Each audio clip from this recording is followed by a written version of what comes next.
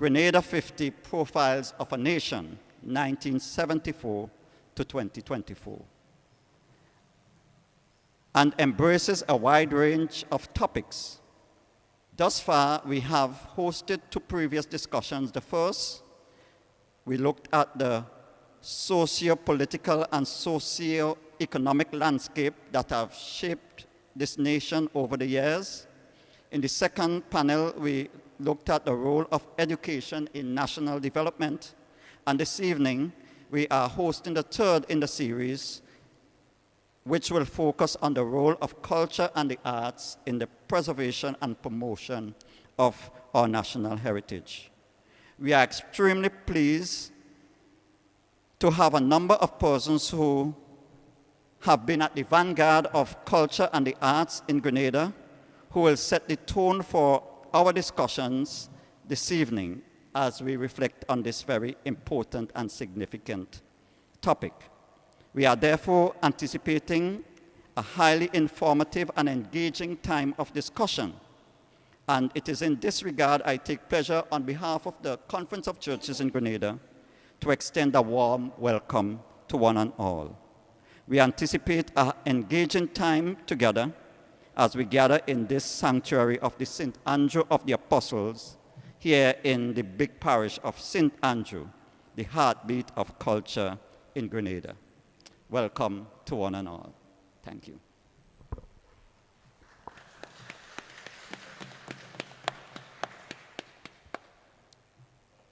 This evening I want to, as we prepare to begin, first of all, to introduce our moderator for this evening's discussion, who will then introduce our panelists and will invite them to lead in the various presentations that they will make among us this evening.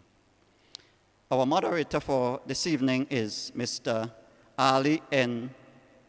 Salimbi Gill, who is a criminal defense attorney for more than 20 years in the legal profession. Before joining the legal fraternity, Mr. Gill was a secondary school history teacher here in Grenada. In addition, Mr. Gill served as a Minister of State with responsibility for culture and for 5 years served as a magistrate in the Commonwealth of Dominica. From 2019 to 2022, he was Grenada's ambassador to CARICOM. Mr. Gill is an avid calypso and sports enthusiast and a veteran calypso competition adjudicator and a trainer of past and current calypso competition judges. And in 2022, he served as chair of Spice Mass Corporation here in Grenada. He is a prolific current affairs writer and political, social, and cultural critic and commentator who has dedicated his life to the cause of reparations and reparatory justice for indigenous peoples of Africans and African descendants. He speaks locally, regionally, and internationally on the issue of slavery, the slave trade and the law, colonialism, and reparations. Attorney Gill, a graduate of the University of the West Indies and the Hugh Wooding Law School in Trinidad and Tobago, he obtained an LLB in maritime law from the University of Malta and holds a Master of Business Administration degree from the DeVry University in the United States. Mr. Gill is currently the chair of the Grenada National Reparations Committee. We take pleasure now in inviting Mr. Gill to lead us in our discussion. Thank you.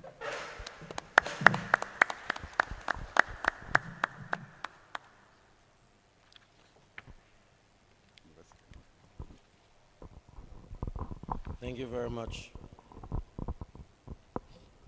Pleasant good evening to everyone. And let me again echo words of welcome to persons who are here with us physically and for those who are joining us virtually. Post-COVID has taught us so many things, one of which is that we can be present and absent at the same time. And I suspect there are more persons online than persons present. Allow me to also applaud the Greater Conference of Churches for having these panel discussions. The theme this afternoon, the role of culture and the arts in promoting and preserving our Grenadian heritage, is a very timely one. Indeed, we are in the season where all the performing arts take center stage through our Carnival Festival. But that is just one aspect of culture. Importantly, religion is arguably one of the greatest influencer of Grenadian culture. Roman Catholicism and Anglicanism, in many respects, would have shaped the Grenadian culture as we know it today. From how we worship our God, to how we dress, to which day of the week is our Sabbath, to how we name our children, how we bury our dead. If the broad definition or the core meaning of culture is the way of life of a people, then one cannot really escape the reality that religion in the Grenadian space has influenced or impacted, arguably, maybe more than any other factor, the Grenadian culture, the Grenadian heritage as we know it today. So I think that we're in the right place to have this discussion and to share our thoughts and perspectives with regards to how we can preserve and how we can promote the Grenadian culture. And while I'm at it, allow me to extend happy 50th anniversary to all my fellow Grenadians. And to specially welcome our guest from Boston, who is here with us physically. And I believe that this little session would at the end of which we may very well have to christen her a Grenadian. Our first presenter this evening is Mr. Copeland, Seymour Copeland, who come from close by, Granbra community. He is a literary enthusiast, reading, writing. He's a member of the Grenadian Writers Association. He's one of the founding members of the T. Marichaud Community College Writing Club back in his days at school. He was an early participant, or he participated in the inaugural Anti-Tech Spiceworld Festival, our premier literary festival. And he's also a member of the Toastmasters organization that deals with public speaking and leadership. Ladies and gentlemen, Mr. Copeland is more than a literary enthusiast. He's a cultural critic and a participant, active participant. Now in Grenada, you have those of us who only wear the national colors on the 6th of February. And you have those of us who wear Grenada on our short sleeves, 365 days of the year. Mr. Copeland is one of the latter. So ladies and gentlemen, without further ado, allow me to welcome Mr. Seymour Copeland to the microphone.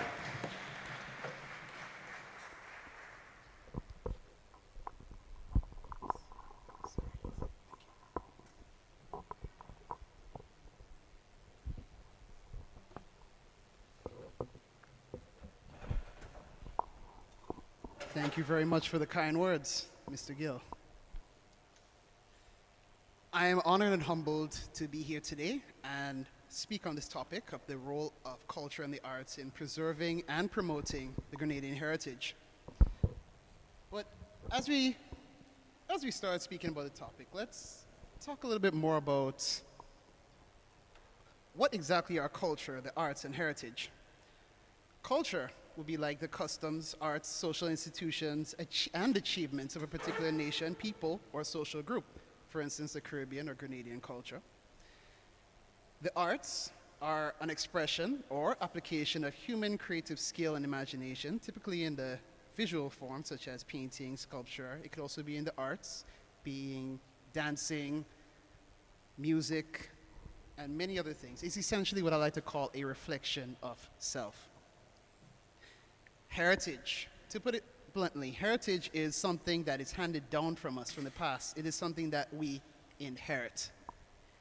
And today we're trying to find out what is the role of culture and the arts in promoting and preserving our birthright as Grenadians.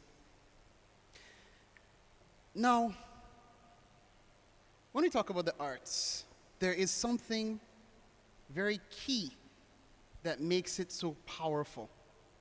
And this thing is storytelling. The arts are all essentially just storytelling. I am telling another person, I'm telling the world, I'm telling myself a story. And people love stories. Stories, the drive to tell stories, the drive to just be impacted by other people's stories is one of the most powerful phenomena in the world. Writing in itself is just another medium for storytelling. And what makes it so important in relation to our heritage, to culture, is that it makes a statement about us as people and a nation. It makes a statement about our culture. So let's take, for instance, the folklore of Anansi, which is a part of the African culture, and which came to us as we, in the Caribbean here in Grenada, have some descendants from Africa. Now, Anansi is a trickster, and from analyzing stories given by Anansi, sometimes he does good, sometimes he isn't doing such great things. And you could always say that at the end of the day, we still love that scam. And it says a lot about what Africa value, and that would be, in this instant, wit. And this also translates to our culture. We love to be witty. We love to use our wits. It is seen in our music, from how we like to use double entendres, how we love to speak in playful tones when we're singing music, etc. And it's seen just out the road because people are always telling stories to each other, and they praise them for being that rascal or that scamp. So we really love wits, or being witty, or having our wits about us. This is the same way that how we speak about our culture and the stories that we tell talks about us as Grenadians not necessarily just as an individual, but it also tells about us and our values as a nation. However, I want to talk a bit more about writing and reading because this is the particular thing that I really like. A lot of feelings in our culture and how it's being passed down is in the way that we view storytelling or stories being told to us, whether it's by reading them or how they are written. Because what's the attitude that we have towards reading? It's stuffy. Sometimes it's irrelevant association. When we're in school, we're learning about Shakespeare, and that just seems so foreign, even though there might be certain things in it that might relate to us, but it just seems so foreign that it alienates us and makes us feel like, what are they going to tell us? What are they really saying? So if we really want to promote and preserve our culture, we need to engage people in a way that they can feel related to the content, or they can really feel like they themselves are there. I remember a fellow writer, Camille John. She said once to us that she writes what she wanted to read, or what she wants to read. So they would give her something in school, and she would say, well, I don't really like that. So she would just write her own thing. And other people, they also reciprocate with that well, because that thing that she's giving is actually a passionate piece of herself that is being reflected. But on the other hand, this evolution of who we are and the statements that we want to make as individuals and our heritage is also being reflected to our past through writers like David Ambrose, who wrote about experiences like the story about Karakou in that time in Bogles. I especially loved when he came to share with us one time a passage about how they traveled on the boats in Karakou, how rough it was, and it was very graphic just about how terrible the journey could seem at the time, but also very fun about how some people couldn't take the motion sickness, and there was vomit all over the ground, and people would be trying to get away from it, but they'd be slipping on it, and they'd be falling and going all across to the other side, covered in it, and it's like, ooh, and then they go across on the other side and they vomit themselves. It's like, it's just such a powerful imagery to me, and it helps me to remember where we came from and where we're going now. Helps me to appreciate it and to understand a bit more about the pride that I should have in my heritage right now, as we have modern conveniences like Osprey, etc.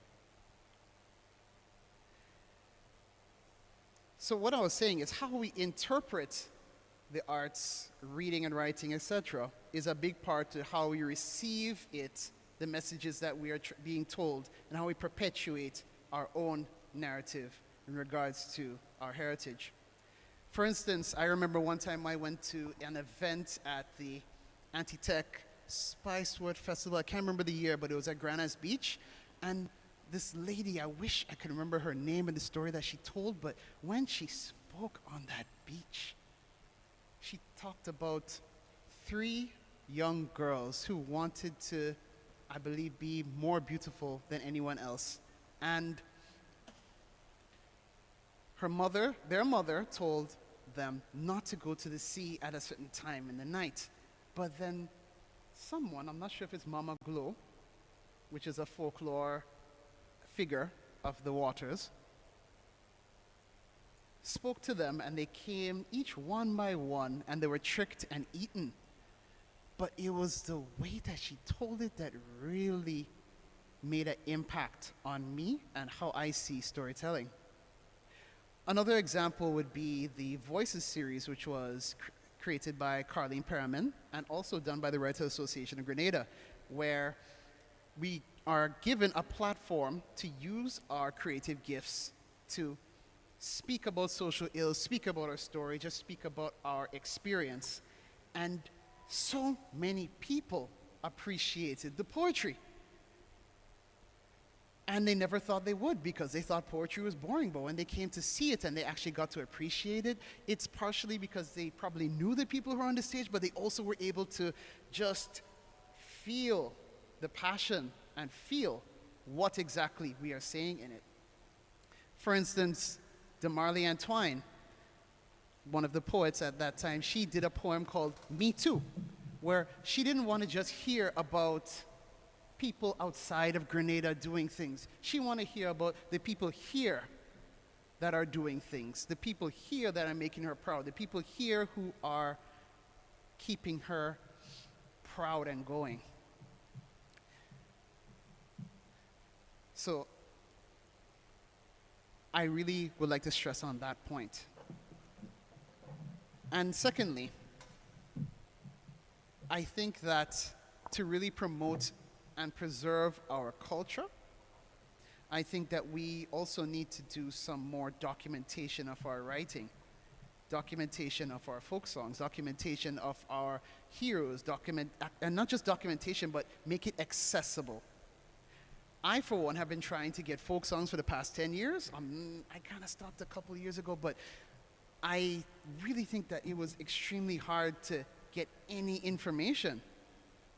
I remember calling the Ministry of Culture at a time, and it was very difficult, and I couldn't get any clear answers. And this was because when I was in SAS, which is my alma mater, probably the best school, probably, we had an interform choir competition, and it really helped us shine because my form wasn't seen as the most academically inclined, because at the time when we were doing common entrance, the youngest people to do it were seen as the bright class, but for whatever reason, even if you did common entrance only once, but you were in the oldest class, then you're seen as quote-unquote dunce. But during that time, they had a folk song part of the competition, and my class at that time, even though they were quote-unquote seen as not the sharpest class, they were able to really come out and shine performing the folk songs. And the songs themselves were quite interesting stories too, like Estefan, Nomwe se Estefan the banjo man, he's the lovable rogue, and Queen Anne, that was the cautionary tale about the village gossip, and Buddy Lindo, that rebellious slave. There are so many stories that are being told, but we are not able to engage with them. And because of that, our heritage is being limited. So it's not even just a matter of us not being able to engage with it because it's boring or stuffing or doesn't relate to me, but we're also not being able to get the opportunity to as well. I do think, though, that through organizations like the Grenada Published Authors, we can get content like Chains That Bind and Mamina from Amy Jones, which are very cultural and have a lot of our powerful language in it, as well as Cindy Mackenzie's Force Ripe, a book that's also written just in the Grenadian dialect and about the Grenadian experiences. I think that these things should just be promoted, not just outside, but also in the educational systems, so that we can understand our culture, not necessarily just to stay there, but also how we're going to recontextualize ourselves and evolve. Because they say that if you don't know where you came from, or rather that's paraphrasing, but those people who don't know the history are doomed to repeat it. But basically, if you don't know where you come from, then you won't have such a strong idea of where you want to go. So to conclude, I think the culture and the arts, they play a very big role in promoting and preserving our Grenadian heritage. I believe that the current focus in the creative industry is a step in the right direction, such as allowing or encouraging soca to be more international instead of just how it was before. But I do think we need to make our own content more accessible to ourselves and the outside world.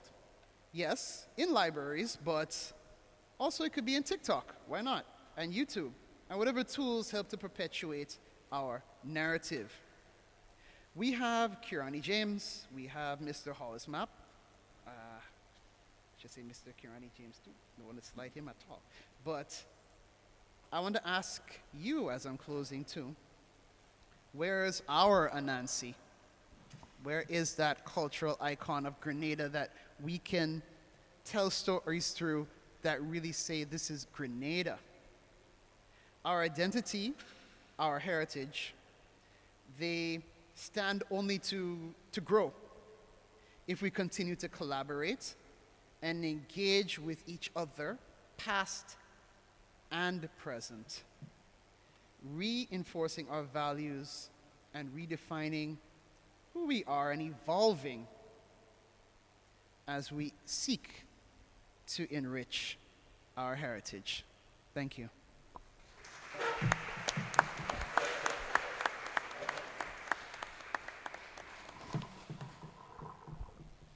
Thank you very much, Mr. Copeland. And of course, Shamal would have brought to us the power of literature, power of storytelling. In fact, the Anti-Tech Spiceworth Festival, one of the objectives of that festival was to create a platform for the spoken word. Now, Grenadians could tell a story. Forget Nancy and all the different characters and so on, to tell stories about ourselves, about our friends. And you will get little exaggeration here and there as we make a little embellishment. We know how to take that with a tip of salt. It's all part of the Grenadian culture.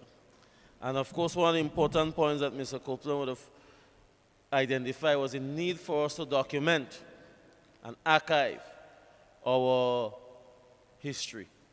That same story that we tell, how can we document it? Because with the passing of our elders, we are losing quite a lot of oral history. And it is something that we need to look at.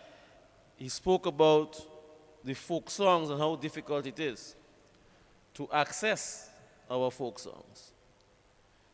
When I was Minister of Culture many moons ago, we embarked on a project to record Grenadian folk songs on CDs at the time. But you know, CDs are basically now extinct. You now have to transfer these CDs into what, flash drives or some of the iTunes or some of the online platforms now to preserve our folk songs. And they need to, what I refer to as creating new folk. Because every generation will leave its mark. Every generation will leave its mark in terms of writing music, singing music, and so on. So let us not for once believe that only the young people of the 60s and the 70s that create folk music. No. Mr. Killer and the new generation and so on, they, for the next 50 years, will create folk songs. Roly Poly and the likes. These songs and so on would, for the next generation and for our generation, will tell us about our stories. Our next speaker really and truly do not need much of an introduction. Mr. Christopher de Riggs is one of our most outstanding and renowned playwright of national and regional acclaim. And he has written over 25 plays and continued to do productions. In fact, from my very early beginnings in the fascination of Grenadian culture, the spoken word, the written word, and when we attended primary school, and I wouldn't tell you my age, in the 80s and so on, every primary and secondary school used to have what is called skits, play.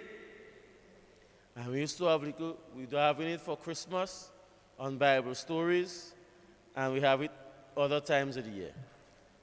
And you used to have a little competition between the primary schools and so on, so that aspiring actors and actresses on that platform. And Hollywood had nothing on us. Nothing on us, and they still don't. Because I tell them, when I listen to some of my friends on the block, I really don't need to look at no comedy show on TV. Because I can identify with the exaggeration that sometimes my friend shares about me on the block. So Mr. Christopher Rodriguez, he is presently the chairman of the Grenadian Cultural Foundation, and he is responsible in many respects to lead the charge in preserving our cultural heritage. The Grenadian Cultural Foundation is underfunded. I know because I was there. Our investment in culture as a nation and as a people is left a lot to be desired, but yet for all, you will find persons like Mr. Rodriguez continue to do at least a play every year. Where they get the money from, I don't know, because sponsors, most sponsor big fetes with Marshall and Bourgeois than a play. But I would say to you that if you get a chance of looking at the historical play Julien Fedon, that you should take time off to look at it. I don't know if he's going to stage it anytime soon, but as an amateur historian, I believe that that particular play brings to light the second most successful revolt in the English-speaking, in the Western Hemisphere. In other words, we as Grenadians do not yet appreciate that after the Haitian Revolution, the Federal Rebellion had the greatest success. And not to mention the fact that one of the leaders of the Haitian Revolution was indeed a Grenadian. So those of us who did O-level history and so on would study all sorts of the Bobby's Revolt, the 1816 Barbados Revolt, the Maroon Revolt in Jamaica and so on, and fully not yet appreciating that the Julien Fedon rebellion in Grenada from 1795 to 1796, where these guys for almost 16 months controlled this country, except the tongue of St. George, where they actually captured and executed a British governor, Ninian Home, who was captured outside in Guelph as he moved from St. Andrews, sailing with a boat down to St. George's. And St. Andrews was the Grenville tongue, was the first tongue raised by fire, burnt down during the Fedon Rebellion. As you know, Fedon Camp straddles St. John and St. Andrew. And Grenville, l'Abbé, was the first point of attack during the Federal Rebellion. So that if you get to see that play written by Mr. Rodriguez, you should avail yourself of the opportunity, because it tells us a significant part of Grenadian history and Grenada folklore. Without further ado, I invite the current chairman of the Grenada Cultural Foundation, our playwright extraordinaire, to grace us with his presence.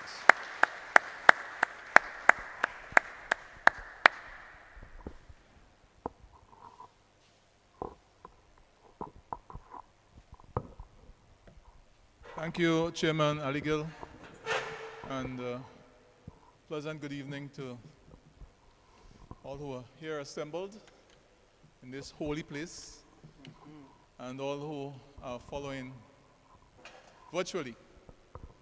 I want to thank the Conference of Churches for providing me with this opportunity to share in the discussion on the role of culture and the arts in promoting and preserving our Grenadian heritage.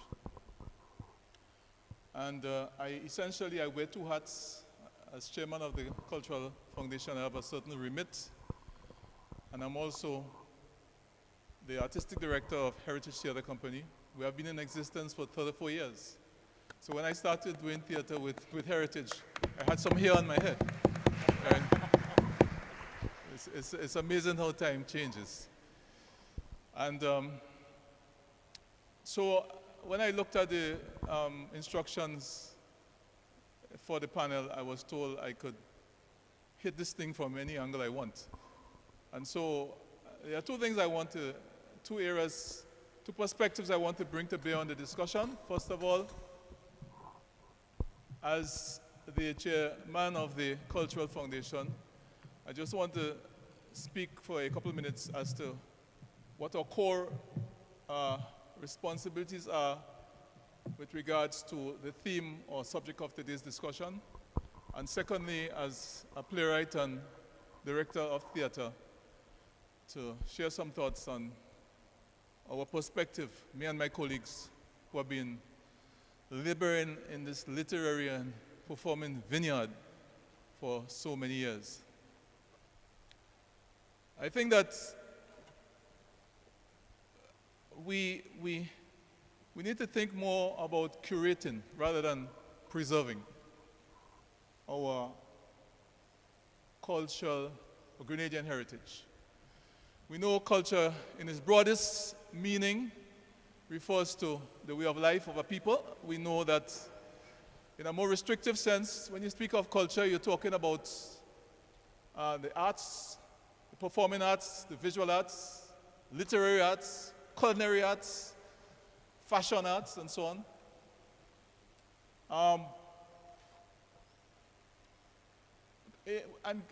And so I'm looking at the concepts within the definition. Heritage, Grenadian heritage, I think of, as our first speaker, Mr. Copeland said, heritage has to do with what is handed down. And when we think of what was handed down to us, there are tangible heritage as well as intangible heritage. And the tangible heritage consists of what we refer to as our built heritage, our churches, our monuments, our historical sites, and so on. Our fortresses, our bunkers. The intangible has to do more with what is handed down orally, or even written, or beliefs, the things that anthropologists look to find out, and so on. And it is unfortunate that we have not done the kind of study, the kind of research, the kind of curation, the kind of projection that we need to do with respect to our tangible and intangible heritage. I recently had the pleasure of visiting Martinique just a few days ago. And I visited a place called Savane des Slaves, which means a park of slaves, literally. And it was the dwelling place of enslaved Africans. So the huts were there with information panels, with videos that were being shown in loop. And so one could take a journey in that physical space and really experience the life of our forefathers in the condition of slavery in Martinique. I was especially interested in Martinique because Martinique has some connections with Grenada. It was in 1649 when a man called Dupaque, the governor of Martinique, came to Grenada and set up the first settlement on an area between the lagoon and Ballis Ground, what was called Port Louis, or Fort Louis. So there's that Martinican connection.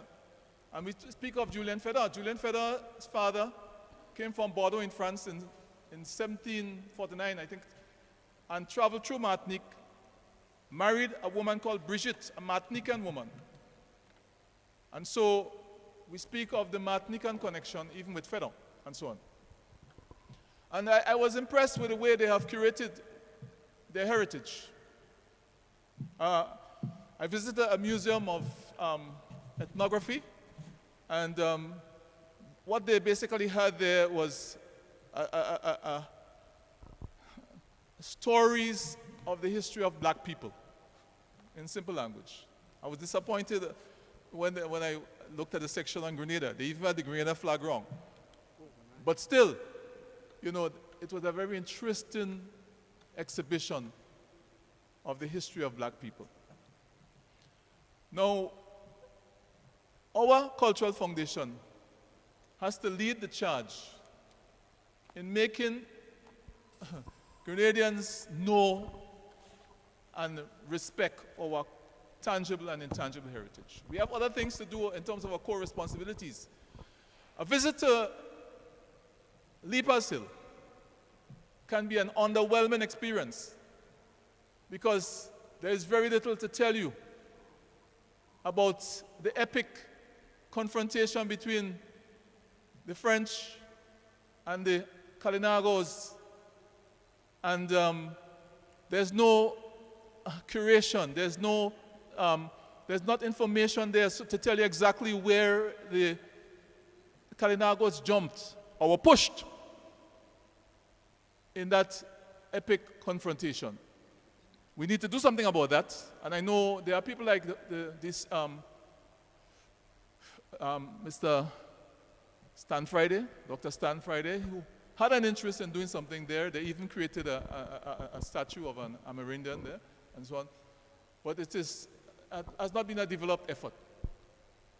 There are a number of interesting figures in our history. We have spoken of Fedon, where Brothers is located, St. John's Christian Secondary School. That area was a barrack room, a barracks for Fedon's forces. What are we doing about that location? Yes? Malcolm X, his mother, Louise Norton Little, was born in Ladigue, in St. Andrews. What are we doing to find the spots approximately where she lived and recreating, for example, creating some kind of mini museum where academics from North America can come on trips of heritage tourism, trips to satisfy their intellectual curiosity, right? And do research. That can be monetized. That can bring money and employment to Grenadians. I can tell you also that when I visit Fort Frederick, I'm underwhelmed because what you find there are maybe 2 or 3 musicians with steel bands playing a very simple melody. There's a tour guide trying her best to explain the historical context and so on of the fort, but not enough. We have to curate these tangible assets. The tongue of St. George itself is a very interesting historical site. So at the Cultural Foundation, we have made it a priority to work in conjunction with allied institutions like the National Museum to do the kind of curation and give visibility. Because if you're talking about the preservation and promotion of our heritage, this is what we are talking about. And we need to understand that the story has to be written and written in the correct voice. And this takes me to the whole issue of the literary aspect of it, which my colleague, Brother Copeland here, spoke about. I have been writing plays since I was about 12 years old. And it's a labor of love. I've never studied theater in a formal institution. I've been to 1 million workshops. But in another life, that's what I will do for a living. However, we have called our theater company Heritage Theater Company of Grenada. And it's not accidental. We decided that we wanted to write our own plays. We decided that we wanted to tell our own stories. We understood very well that the history of Grenada and the history of much of former colonies is written by the colonizers. History is often written by those who win. Do you imagine what the history of Europe would have been if Hitler had won the Second World War? And in the United States, they are trying to rewrite history to ban books in places like Florida and so on, right? The truth is a powerful weapon. And part of the enslavement of people has to do with the mind, how you enslave the mind. So part of our 50th anniversary celebration has to be an acceleration of writing our own stories in our own voice. How did the enslaved African feel about slavery? Not how Las Casas felt about the Indians, or how the abolitionists felt about those poor, wretched Africans. We want to tell our own stories. And I believe that when we do that, then we will be making significant progress in promoting and preserving our heritage, our Grenadian heritage. So that reference was made to the play Julian Fedon. But last year I had the exciting opportunity to stage a play called The Fire to Dance. And this is another historical drama. Essentially, it was inspired by the life of an outstanding Grenadian woman, but we're talking about the 1970s and the 1980s. A woman, a young girl from convent who had an aspiration to dance. She was caught in a triangle of expectation. Her father wanted her to be the lawyer he didn't get to be. Her lover wanted her to join him in the quest to change the world. And she wanted to dance. A fire ate up her soul to dance. That's how she wanted, right?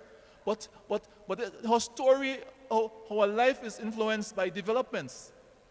The rat, she went to study at Carleton University in the provincial capital of Canada, Ottawa, right? She studied dancing, contrary to her father's instructions, right? So this particular young girl, her life was touched by an incident in 1969, Sir George Williams University in Montreal, the Rat, which was led by a Grenadian from Carriacou named Kennedy Phillip, who was an inmate at the mental asylum until, I don't know if he's still alive, right? And someone who became Prime Minister of Dominica subsequently, Rosie Douglas, right? They led the Rat. This incident affected the life of this Grenadian woman. And she came back to Grenada with her lover and joined in the struggle. And her thoughts were influenced by the civil rights movement in the mid-1960s, the Black Power movement in Trinidad, and so on. And so that is recent Grenadian history. And these are the stories we want to tell because we believe they are relevant and impacting. And so I believe that what has been mushrooming in recent times is a kind of interest in our history, and I think it's the right way to go. It needs institutional support. It does not need platitudinous expressions of support by people in power. It needs real institutional support and real commitment. And at the Cultural Foundation and as a theater activist, I am firmly on board and fully committed to the struggle to preserve, but to conserve and curate our Grenadian cultural heritage. Thank you very much.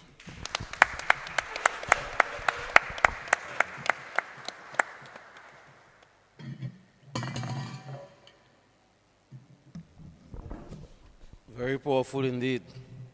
I don't think I need to say anything in recapping this powerful presentation. I think the long and short of it is that we need to there's work to be done. That's where we are, basically. So we want to pledge our support, even if it's in spirit, to the work of the Cultural Foundation and to you, Mr. Chairman. In Grenada, the father of independence is widely referred to as Uncle Gary. Uncle is a word of affection in Grenada, you know. And nenen, and auntie, words of affection. It does not mean that Uncle Gary is literally your uncle. Growing up in the village and so on, the elders in the village couldn't just call them by name. You had to put handle to it. And sometimes that handle would have been uncle, nenen, paren, and so on and so forth. Now, I say all of that to say that if there is a missing chapter on the post-independence script or history of Grenada, one simply will have to call our next presenter to write it. She's a reservoir of knowledge. From traditional dance to what happened on the night when there was no electricity and the Grenada flag had to be hoisted, Independence Night. From that to what should we do with our national dress. From that to folk songs, oral history. In other words, Miss Gloria Payne Banfield, in many respects, is Auntie Payne Banfield. A civil servant of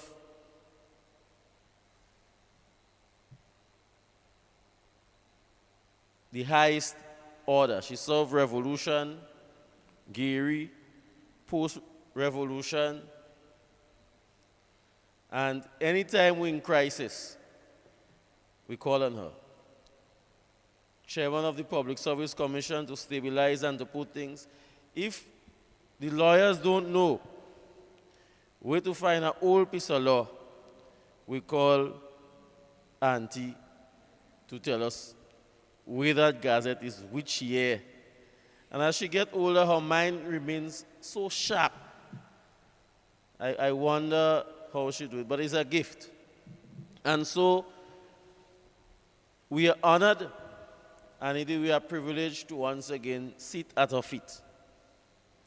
Because we pray that God will keep her with us forever. But we're not sure. But she has been an outstanding Grenadian, a Grenadian icon. And I am truly honored this evening to invite to the podium Auntie Gloria Payne Banfield.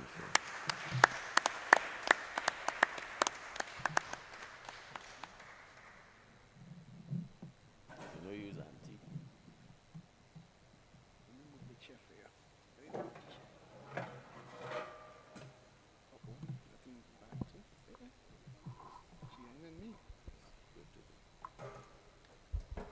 Thank you very much for that spectacular introduction.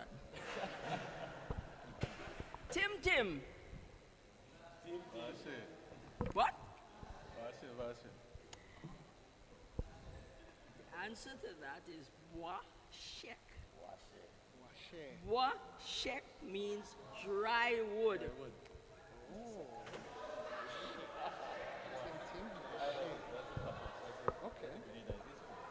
Water lay down, water stand up. Water lay down, water stand up. Come on now. When I was growing up, if I heard water lay down, water stand up, instantly I said cane. Sugar cane. Could lie down in what is water. Stand up is water.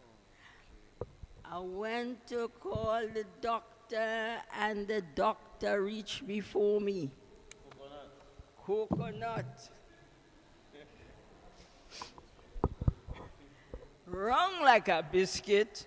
busy like a bee.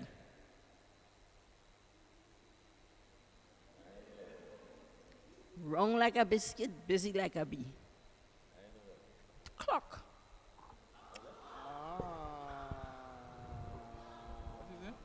Green as grass, not grass. White as snow, not snow. Black as star, not star. What is that?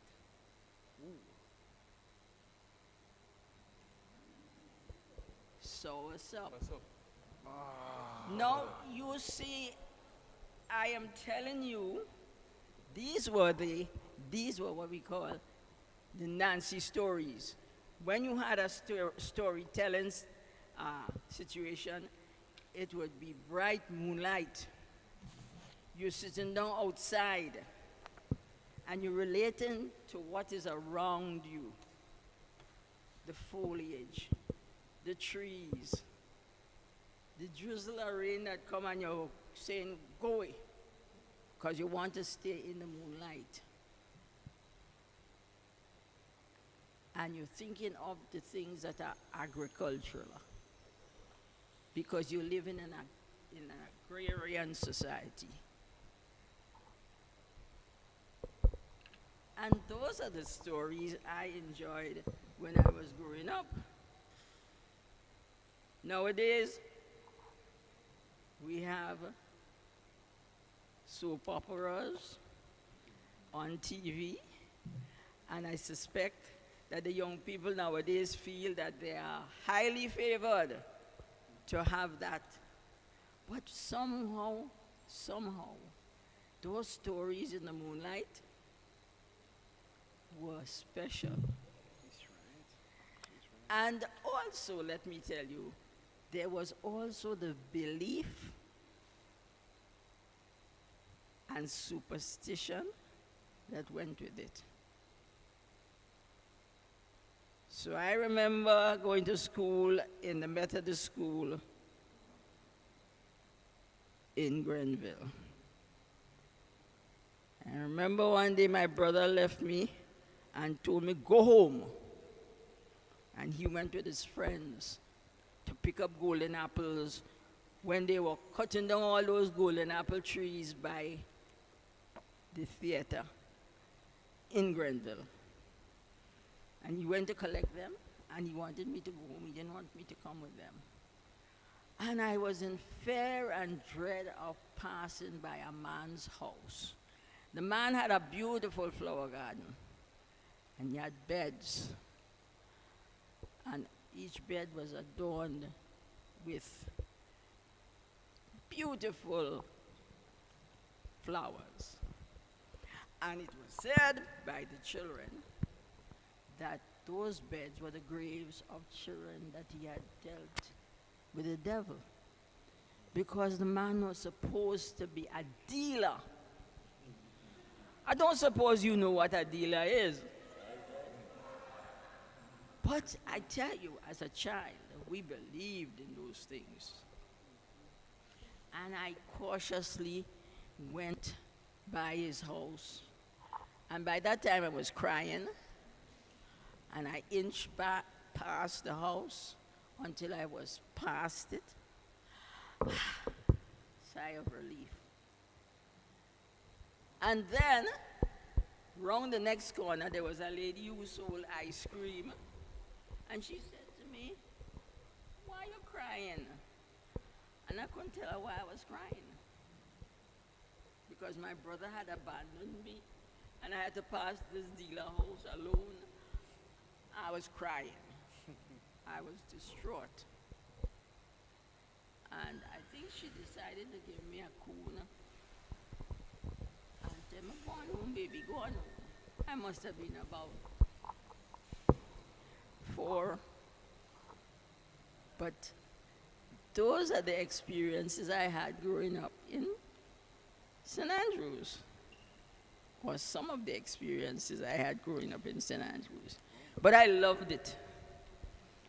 We loved playing by the sea, behind Miss Lowe's shop, on the seacoast in Grenville. I don't suppose any of you remember Miss Lowe. And of course, I was finally allowed in the small circle of boys who went to collect golden apples by the cinema. So I know that cinema from when it was just a golden apple patch. But here I am now, a big woman, old enough to be all of you grandmother. And so I grew up with culture as part of something that you had to find out about. I asked my parents questions. We were riddled with stories about Laja Bless and Sukuya and Lugaru, and I was shocked when a young person, fairly young, told me that he had seen, verily he had seen a Lugaru. I said, really? He said, yes. And when the Lugaru realized that he had seen him, it disappeared. It faded. And then, you know, bit by bit, I realized that that was part of the folklore. And you would not, you'll be surprised to know why these things were repeated over and over to children. Because the Laja Bless folklore, I don't know how many of you know what Laja Bless is. It's a pretty woman. She has one good foot and one cow foot. And it is claimed that she frequented all the dances in the countryside. So when you went to a dance, there would be Laja Blesses sitting down waiting for you to ask them to dance and so on. And the idea was that it was to keep the men home. Because if they went to these dances, they might see a Laja Bless. And here's the story. This man going to dance all the time, danced with a Laja Bless. And she was a nice dancer. Oh boy. He said, may I walk you home, madam? And she said, yes, of course. And he thought that was the best thing since sliced bread. So he's walking home with this Laja Bless. And the dog that always follows him everywhere starts behaving funny. Starts sniffing her foot. And when she couldn't take it anymore, she said, get away! And she threw out the cow foot to chase the dog. And the man froze and ran back down the hill. And the Laja Bless took her true form. And she said, kya, kya, kya. Oh, tinny bonnier, oh, that terrible cackle. That means you have good luck. Because everything had a patois. And he got away. And that story was told all the time. So the men would stay at home and not encounter any Laja Blessings. Of course, you know the meaning of Laja Bless. You know the meaning of jab? Jab? Jab. Jab is the devil. Yeah. And Jabless is the devil's wife. So one of the things that I admire a lot, but I will never play, is Jab Jab. I see Jab Jab as an incarnation of the devil. The horns the tail, the clap, clap, clap, clap, all those things.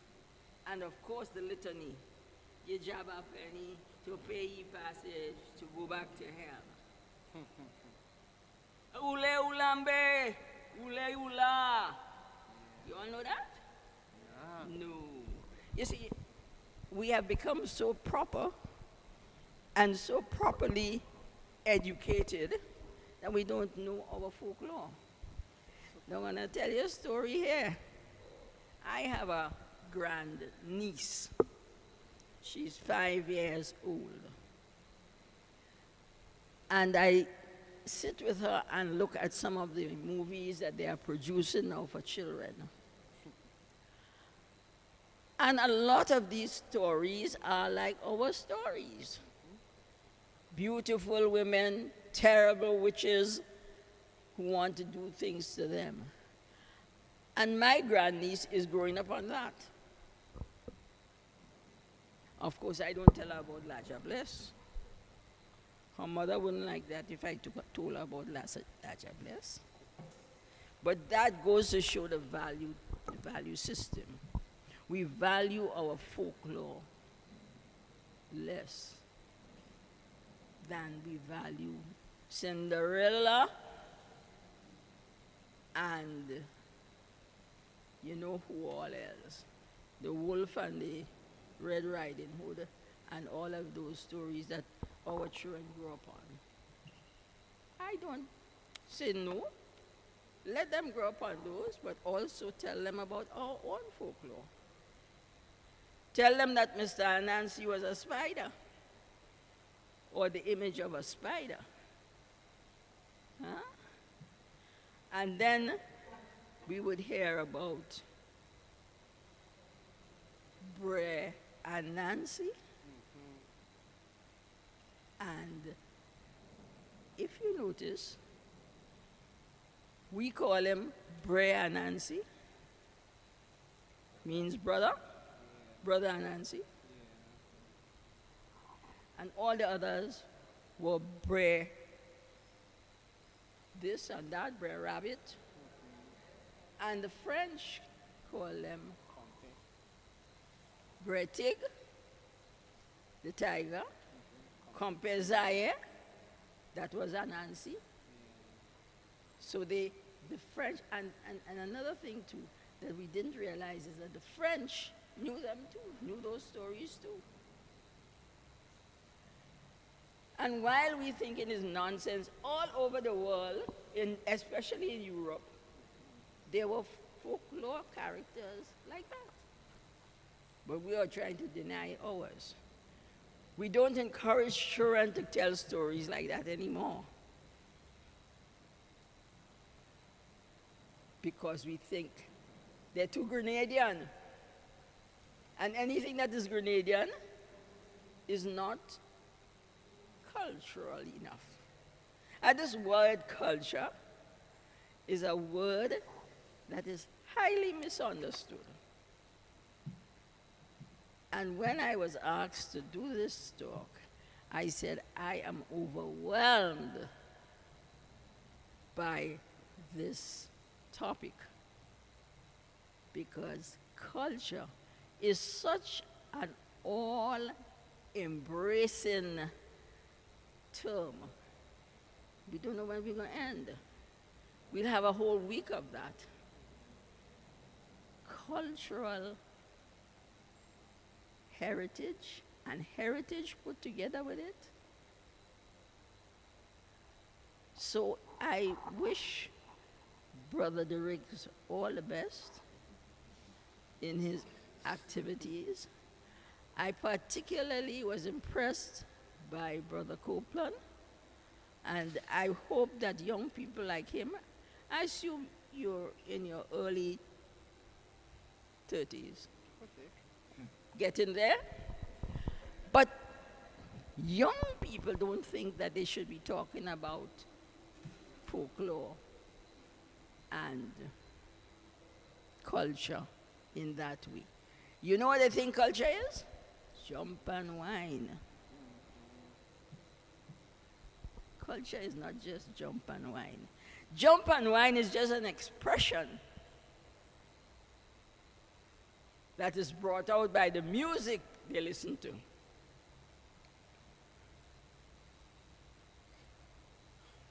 And I had the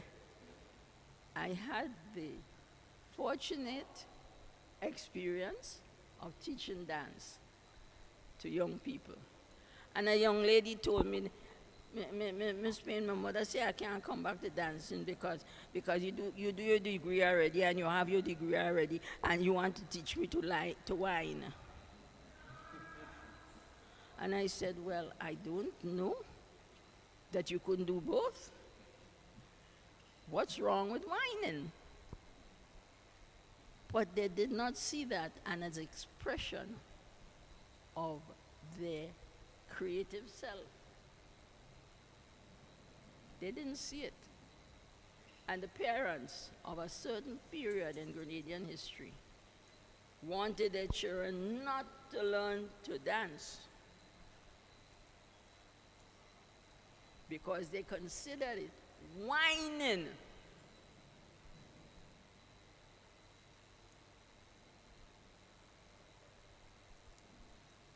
And when we talk about the arts, there's nothing more beautiful than a trained dancer performing to some exotic piece of music. So I am not going to be long. All I'm saying is it's time that we'll get up, stand up, and start wising up to what's going on around us and not letting our children lose it. And the last story I will tell you is that there was a time when people went on camps, guide camps, scout camp, abroad in Grenada. And this group of guides were going on a guide camp, and they didn't have anything to sing. They didn't know any folk song to sing. So they went to Papi Tet. You all know about Papi Tet? No? Papi Tet was Theo Redhead, and he was a very good Calypsonian. And he made the tune Grenada so nice and gay.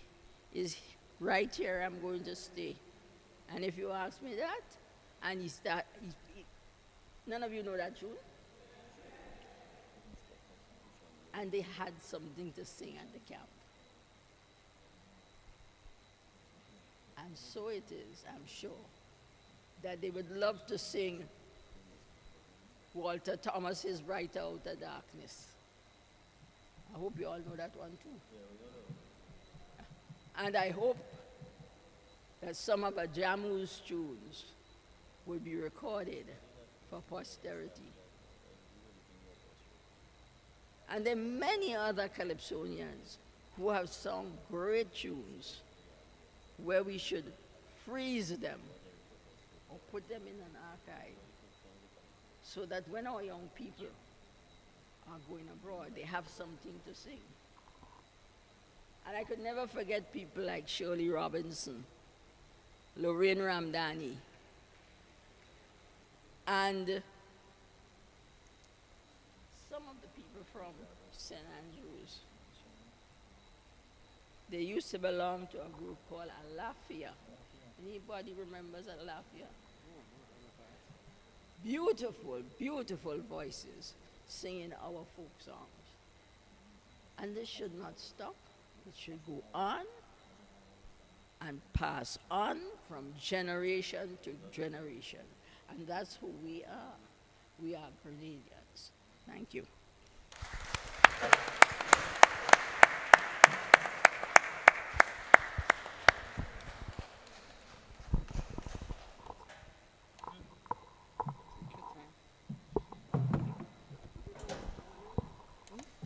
Well, you would have seen and heard what it was I was talking about. And she just getting warm up. Good one.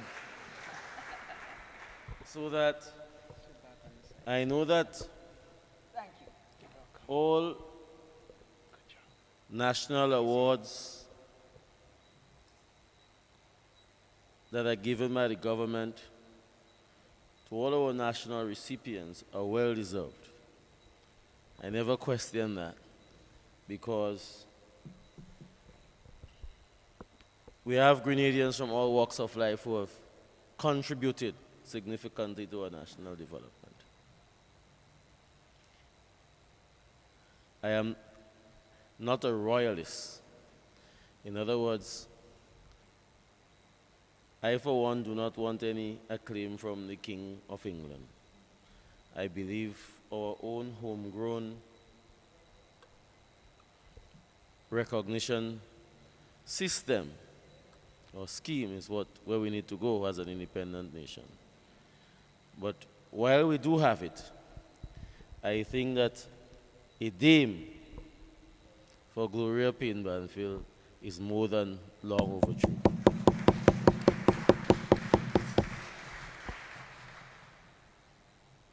Ladies and gentlemen, it's a discussion, and I hope and I know that the presenters would have ignited some sort of interest, inspired some sort of interest. But at the very least, I know that you want to hear more Lajabless stories. So that we're going to open up the floor for 15 or so minutes where we can have an engagement with our presenters. There's a microphone there, and I believe this microphone seems to be long enough so that we can have some contribution from the floor. So persons are welcome now to share and to ask questions and so on and so forth. Floor is now open.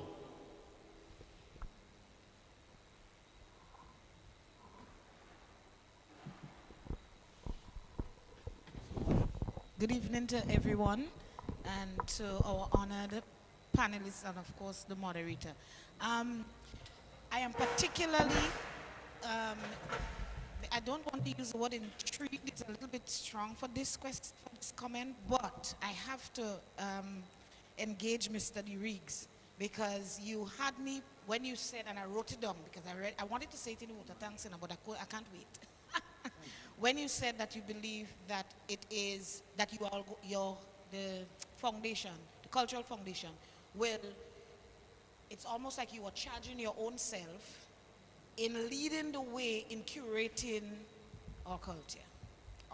And I saw sometime in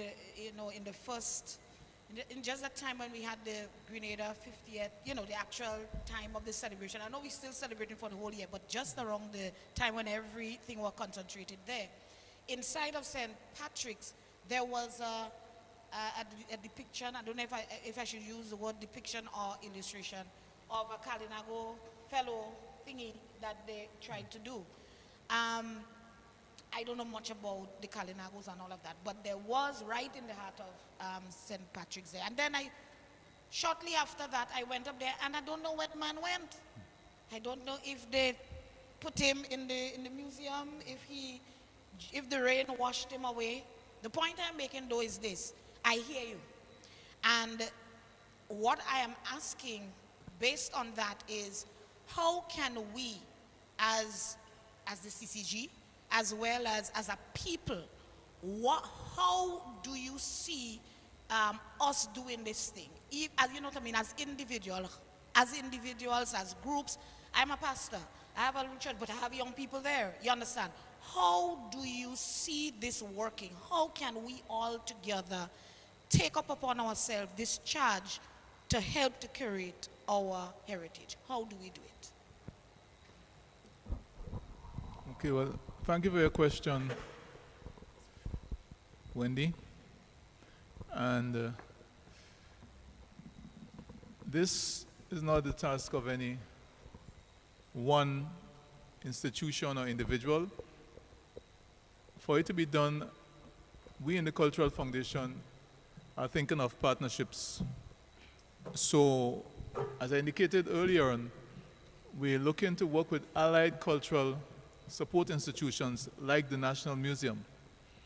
In this particular project, with our tangible heritage.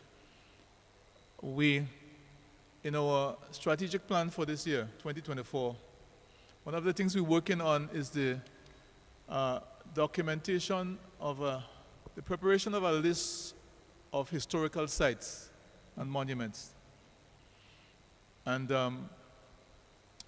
we are challenging parish-based organizations and civil society groups to identify places of historical interest in their respective geographical areas. And when we have completed this kind of list, I don't think we'll ever complete it, but when we have built a list, then we'll have to look at making a determination of which ones we can tackle within a specific period. So if we identify from these 100 or so sites that these 10 are the ones we can, seek to develop, to curate, as we say, then we will seek to identify what the requirements would be in terms of the interventions from the standpoint of making them interesting to visitors, so that they can a visitor experience would be an educational one when they go there and so on.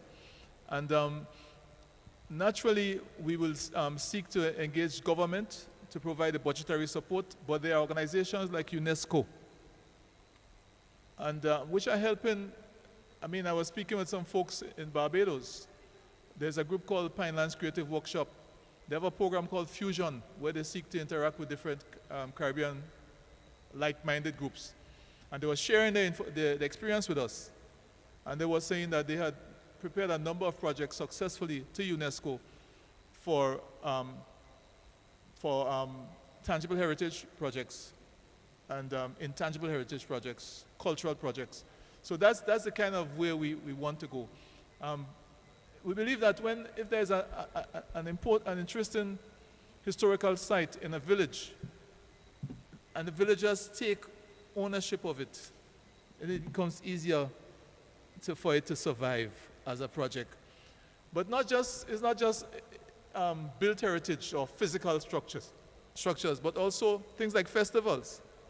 Every year, River Sally, Live Sally Group, they celebrate Saraka. And it's a tradition that came from Africa. They focus a lot on caring for the children and providing food and so on as a food festival, but it is more than that. The whole idea is sharing and so on. So one of the things we challenge the Live Sally Group to do is to do a documentation of that. So here's an aspect of your intangible heritage that a community group that runs the activity takes ownership of and gives visibility. We can bring, last time I was there were literally thousands of people who went to River Sally to experience the Saraka. Now, think about how we finance an activity like that. T-shirts, mugs, rings, and different souvenirs, merchandising it. And therein lies the opportunity to raise funds to continue the activity and so on. So I think I went beyond what you asked me a bit, but I see the relationship and the connection. So it's not just physical sites, historical sites, forts and things like that, but also the intangible, the festivals. How do we curate and preserve, document, give visibility, and so on? I will allow the mother of the nation to comment. Is that microphone? I have one here. Yes, it's working? I don't know. Can you hear me? Yes, loud and clear. All right. I wanted to second that idea that you fielded, Chris. In St. Andrews, you have a fantastic heritage activity. Can anybody tell me where is the place that Africans and Amerindians produce a commodity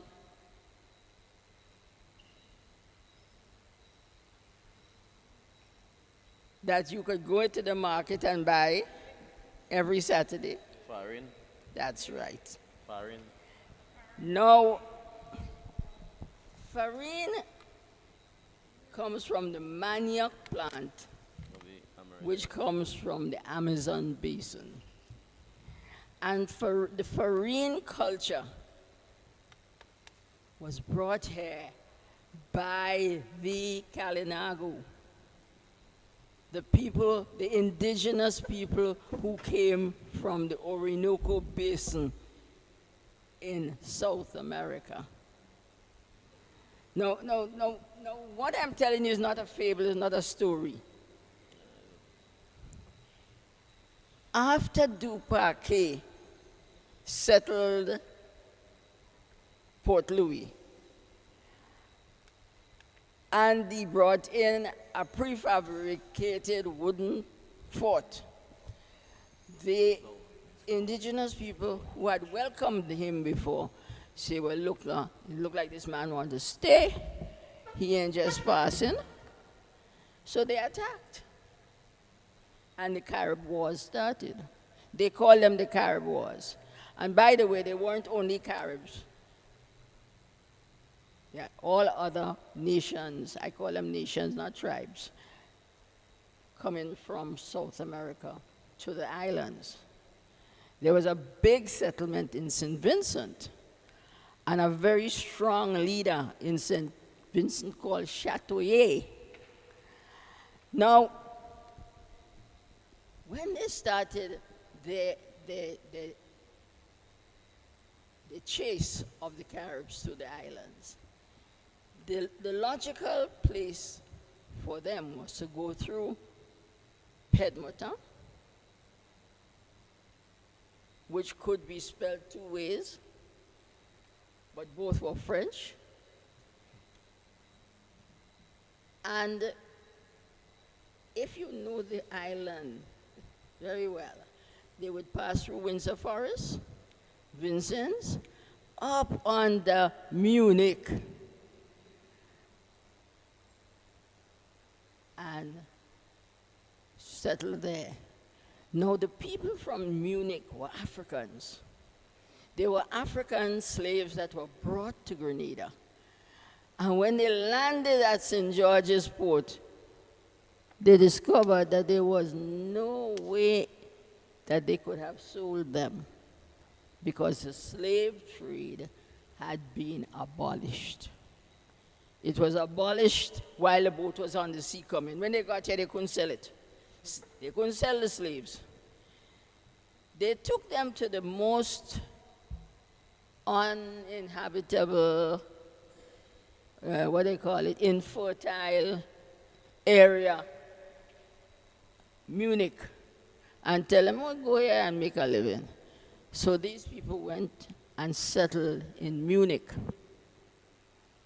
And the Amerindians came through, and I have a friend today who tells me that her great-grandfather lived in a cave in that area, Vincennes, Windsor Forest, up under those hills going to Munich. And for a long time, they taught them the cassava culture. Now, the cassava culture is not simple. First of all, you have to know the plant you're dealing with. And when you hear about the Indians, the Amerindians having poisoned arrows, it was from the water of the cassava, the manioc water. They dipped the arrows in that to fight against the invaders. And they call them poisoned arrows. They also used those arrows to kill fish. They used to fish with that. And so they taught the people in Munich how to cure the cassava, how to make sure that the cyanide that came from that water was not used, but it could be used, by the way, you know. They made a thing called casarip out of that water. And that was a preservative for meat. And they put it in those turins, those clay turins. After you cooked the meat in that, you could put it down, put your casarip in it, and it will last for months. So that is a way, again, that you found that culture from there. Orinoco Basin with the... And by the way, those slaves that were not sold and could not be sold developed their culture. And that's where you find a lot of the Orisha religion. The Orisha religion being what we call Shango, or what, was it you, Chris, talking about the Saraka? It comes from that Orisha religion. And they were called the keepers of the drums, the people in Munich. And now today, it's only them that make cassava and farina. If you're looking for somebody, if there's a lady in the market who is the lady making the farina. And farina is a very nutritious item. I remember farina dumplings in pigeon pea soup. And they used to call them pasu dumplings. But the fact remains is that the mingling of the cultures of the Amerindians and the Africans started there. And this thing about jumping, that jump or the push, there are many stories about that. First of all, the location is debatable. The location, because the Catholics had all the churches in Grenada. So it had to be behind a Catholic church. But it wasn't where it is now. And those are things that we have to find out. Those are what you call things that would attract tourists. And therefore you should develop a tourism, a heritage tourism. Right here in St. Andrews, you have a place called, what is it called? It's somewhere over there. It had cannon. Pilot Hill. Ooh, Pilot Hill. It had cannon on it. And I know that somebody came and took the cannon. And I know where they are. And once when I open my big mouth and I say I know where those cannons come from, that lady hasn't spoken to me since. But you see, people from abroad know the value. And they would want to have those to adorn their flower gardens and, you know, pretend as a heritage site. They take it from somewhere else and bring it to somewhere. And it was even thought of shipping them out of Grenada. And luckily, the person who was doing their brokerage for the family said, no, you can't take those things out of Grenada, and reported it to the government. No, you can't do that. That is our heritage. And when we have heritage tourism, what are we going to bring them to see? So, I lay my case. You win the case. Thank you very much. I think that time is catching up on us. We were due to start at 5:30. We started a bit much later. But just quickly as we wrap up, Mr. Derrick spoke about the Saraka that traditionally we have in River Sally and poetry. now we are seeing or hearing about Saraka in other villages. Well, I'm not sure if we could properly call them Saraka because they even want to do it in New York too.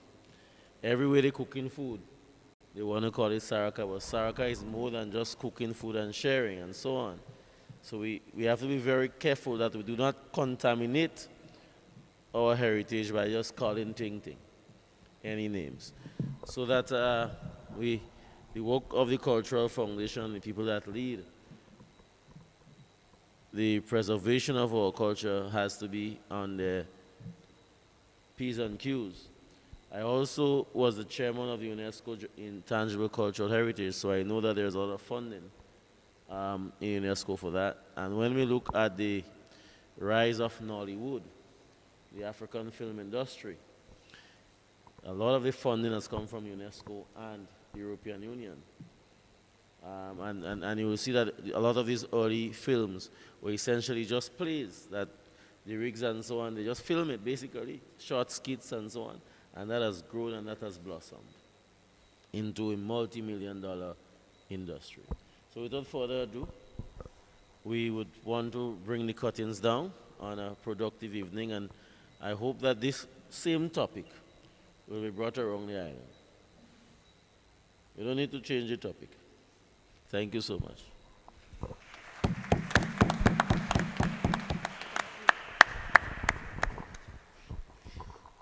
Well,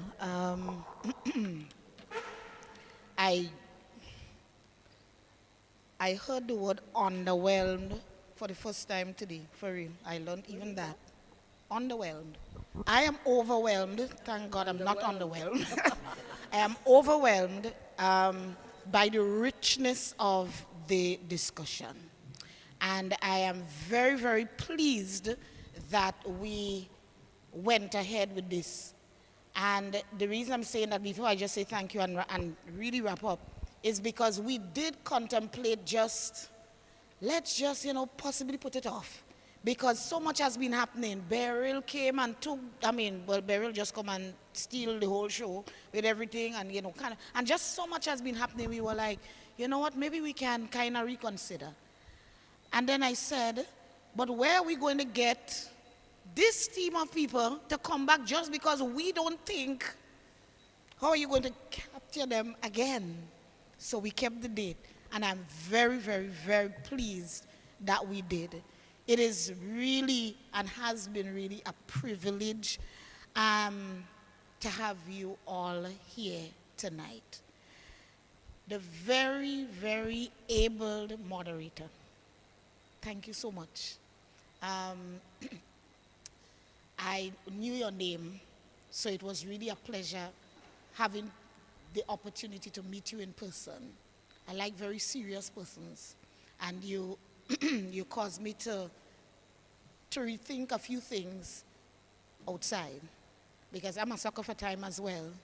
And then I'm like, how did I miss? There was one little thing I missed. And so what it did is cause me to be able to quickly reevaluate, and I know for sure I will not make such an error again. And I thank you for that as well. I do believe that as we grow together, that people see things in others and they're able to just grasp it. I thank you for moving along this discussion and keeping it on time.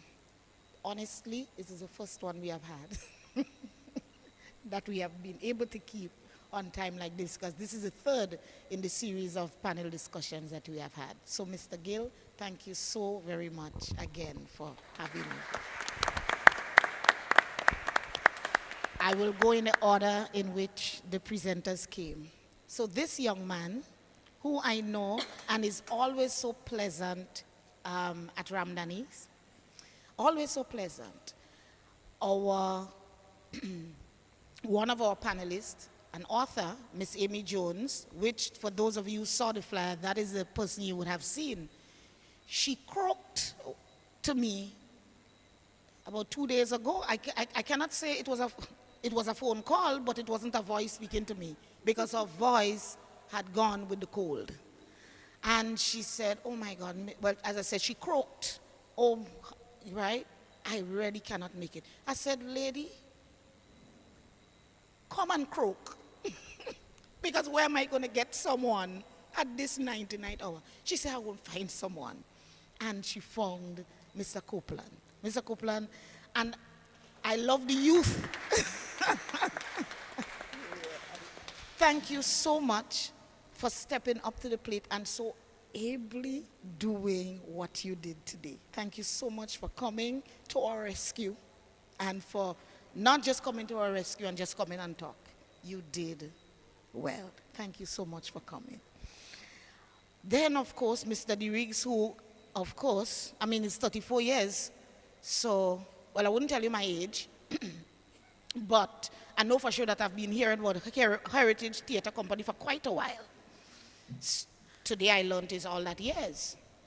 And so I never got to meet him personally. And so I will tell you as well, I love to do this, certain things in public, so hopefully I get the answer yes one time. It's a little trick I play. It works. I don't know if it will work today. So the trick is this. Look at how you pick up. The trick is this. We have CCG hour coming up, which I host. So I'm hoping you will come to continue this discussion about the work of the foundation on a Friday.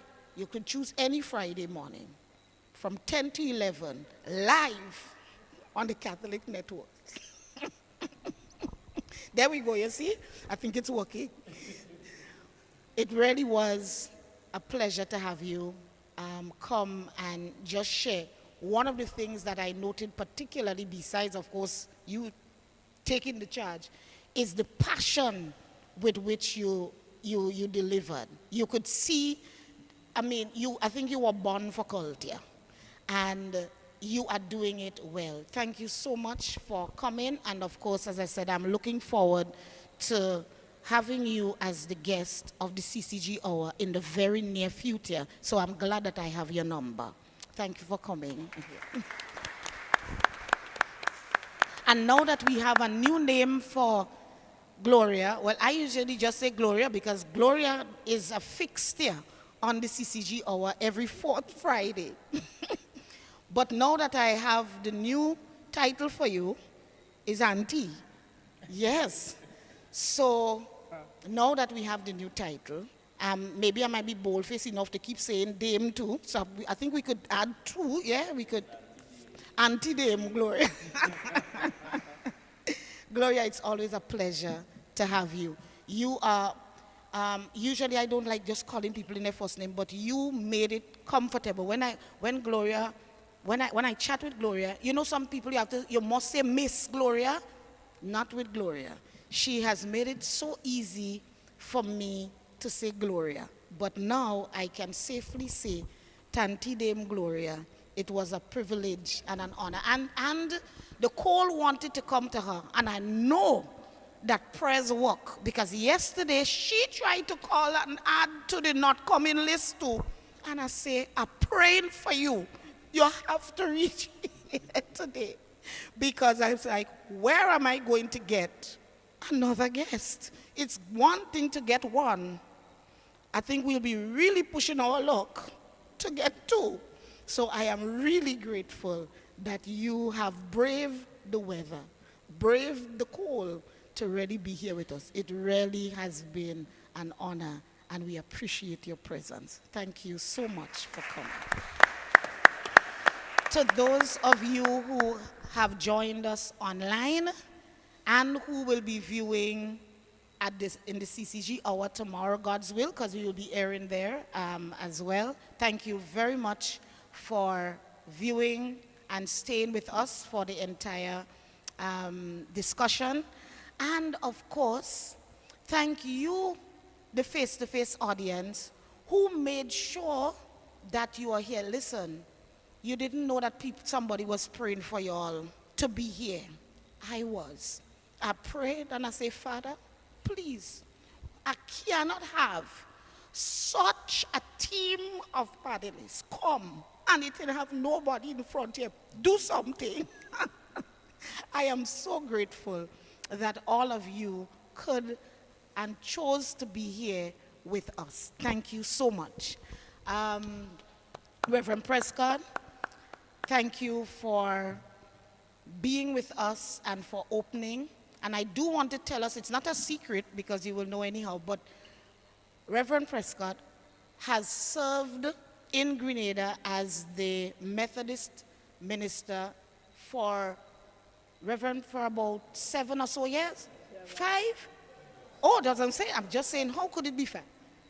And he will be leaving us. When I say leaving us, leaving Grenada to serve in St. Vincent. It really has been a pleasure working along with Reverend Prescott. He didn't feel like not a Grenadian at all.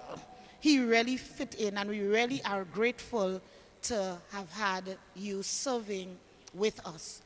I thank the team who, without you, then of course, well, Dwayne knows it.